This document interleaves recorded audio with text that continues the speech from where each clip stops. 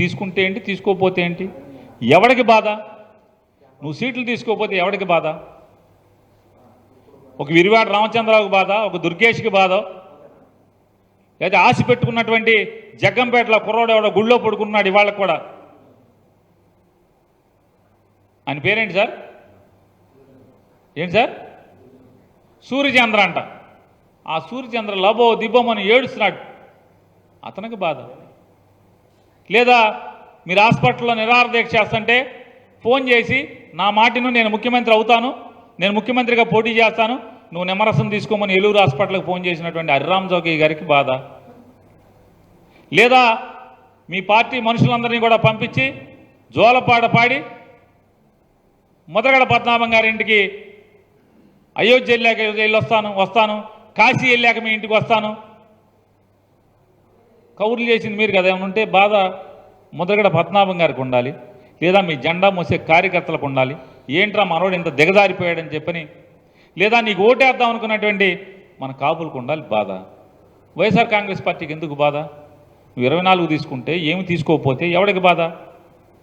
వామనుడు అంటున్నాడ జగన్మోహన్ రెడ్డి, నాకు జగన్ నాకు 24 సీట్లు తీసుకున్నావని నేను అనుకుంటున్నావేమో, నేను వామనుని లాంటోడి పొట్టోడిని అనుకుంటున్నావేమో, బలిచక్రవర్తిని తొక్కినట్టు తొక్కేస్తాడంట. అసలు బలిచక్రవర్తికి వామనుడికి ఏంటి కథ? బలిచక్రవర్తి ఒక రాక్షస రాజు. బలిచక్రవర్తి దగ్గర దానం పొందినోడు ఎవడు? విష్ణుమూర్తి వామనుడి రూపంలో వచ్చినటువంటి దశావతారాల్లో ఒక భాగమైనటువంటి విష్ణుమూర్తి వచ్చి వామనుడి రూపంలో వచ్చి దానం పొంది ఆ 3 దానాల్లో 3వ దానం కింద నెత్తి మీద కాలు పెట్టి పాతాళానికి తొక్కాడు రాక్షస రాజుని. ఇక్కడ దానం పొందింది ఎవరు? 24 సీట్లు దానం పొందింది ఎవరు? ఎవరి దగ్గర ఎవరు పొందారు? ఎవరి దగ్గర ఎవరు పొందారు? 24 సీట్లు దానం పొందిన వామనుడు నువ్వు ఎవరిని తొక్కాలి ఇప్పుడు? నీకు సీట్లు దానం చేసిన చంద్రబాబుని పాతాళానికి తొక్కుతావు ఖాయంగా. రేపు జరగబోయేది అదే, పాతాళానికి తొక్కేస్తా. ఈ సొల్లు కౌర్లు ఇవన్నీ కూడా దానం వచ్చి పాతాళాన్ని తొక్కుతా అంటే ఎవరిని తొక్కుతావు పాతాళానికి?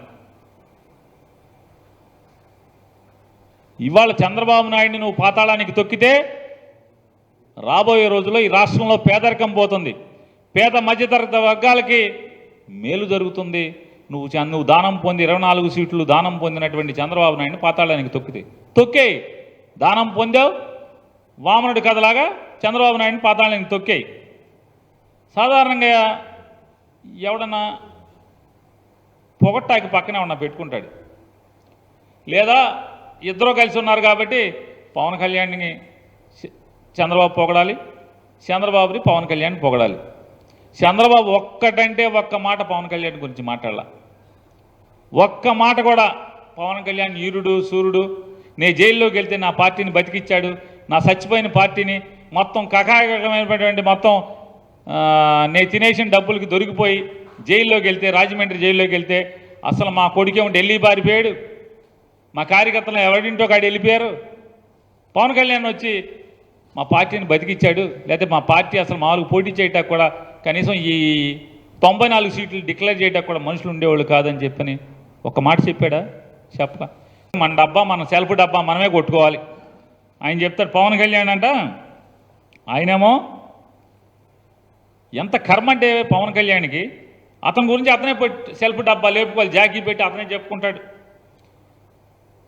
రాక్షసులు అంటే రాక్షస గణానికేమో కొమ్ము కాస్తాడు చంద్రబాబును వాళ్ళ అబ్బాయికి. ఈయనంట వామనుడు అంటాడు. అసలు పురాణాల్లో పోల్స్టాకి పవన్ కళ్యాణ్కి ఏంటి ఏముంది? అసలు ఏం పాత్ర ఉంది? శల్యుడి పాత్ర ఒకటే ఉంది. పవన్ కళ్యాణ్ పురాణాల్లో పార్చాలంటే శల్యుడి పాత్ర ఒకటే. కాపుల్ని ఇతని మీద విపరీతమైనటువంటి, అంటే మాకు కూడా ముఖ్యమంత్రి ఉంటే బాగుంటుంది కదా, పవన్ కళ్యాణ్ చెప్పాడు కదా, ఇన్నాళ్ళు కమ్మోళ్ళు ఆంధ్ర రాష్ట్రాన్ని వేలారు, రెడ్లు వేలారు, మన కులాన్ని నుంచి కూడా ఎవడొకడు ముఖ్యమంత్రి అయితే బాగుంటుంది కదా, రాజ్యాధికారం కాపులకు కూడా వస్తే బాగుంటుంది కదా అని కాపులందరూ కూడా ఆశపడి సరే నీకు ఓటేద్దాం అనుకున్నారు, ప్రయత్నం చేస్తారు. మెజారిటీ అంటే చాలామంది కాపులు అనుకుంటున్నాం అనుకో, కానీ ఏం చేస్తున్నావు? వాళ్ళందరినీ జెండా మోసే కార్యకర్తలందరూ కూడా నువ్వు కనపడితే చాలు పాపం మొన్నటిదాకా మధ్యదాకా ఇప్పుడు ఒక సంవత్సరం క్రితం వరకు సీఎం సీఎం సీఎం అని అరుస్తూ ఉండేవాళ్ళు పాపం అమాయకత్వంతో.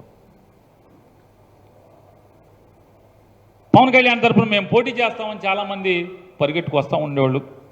కాపులు ఎక్కువగా ఉన్న చోట, ఎక్కడైతే కాపులు ఎక్కువగా ఉన్న ఓట్లు ఉన్న చోట అక్కడ ఎవడొకడు మేము పోటీ చేస్తామని చెప్పని ఏం చెప్తాం మీరు? మనకు బలం లేదురా, బూత్ కమిటీలు లేవురా, గ్రామ కమిటీలు లేవురా,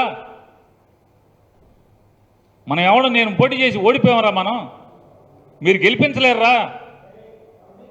శల్యుడు ఎట్లా అయితే కర్ణుడికి నీరుగార్చి యుద్ధం చేయకుండా అర్జునుడు ఈరుడు సూర్యుడు నువ్వు యుద్ధం చేయలేవు, నువ్వు వేస్ట్ రా బాబు, నువ్వు సన్నాసి, మనం వేస్ట్ మన రథం ముందుకెళ్తాం అనవసరం ఇట్లాంటి అట చెప్పేవాడు. శల్యుడిలాగా మొత్తం పార్టీ జెండా మోసే కార్యకర్తల్ని పోటీ చేద్దాం అనుకున్నటువంటి ముందుకు వచ్చేటువంటి నాయకుల్ని, ఓటేద్దాం అనుకుని ముందుకు వచ్చేటువంటి వాళ్ళందరినీ కూడా శల్యుడిలాగా మొత్తం నిర్వీర్యం చేస్తున్నాడు, వాళ్ళ నైరాశ్యాన్ని నింపుతున్నాడు. నువ్వు శల్యుడు అయితే వామనుడు అంటావేంటి? ఈ సెల్ఫ్ డబ్బా కదా? రాక్షస గణ నాయకుడు అయినటువంటి చంద్రబాబు లాంటి దుర్మార్గుడికి డబ్బు డబ్బు డబ్బు డబ్బు అని డబ్బు నామస్మరణ చేస్తున్నటువంటి చంద్రబాబు నాయుడు కడుపును పుట్టినటువంటి కొడుకు నీ నోటితో నువ్వు చెప్పావు. అతను దగాకోరు, దోపిడీదారు, డబ్బు ఇవాళ తెలుగుదేశం కార్యకర్తలు అందరూ ఏడుస్తున్నారు. చంద్రబాబు కొడుకు వచ్చాడండి, డబ్బు అని చచ్చిపోతున్నాడండి డబ్బుతో పడి. మరి అట్లాంటి వాళ్ళకి కొమ్ము కాస్తున్నటువంటి సెకండ్ కదా నువ్వు? వాళ్ళకి అడ్డం నుంచుంటున్నటువంటి యుద్ధంలో అడ్డం నుంచుంటున్నటువంటి సెకండ్ పాత్ర కదా మంది.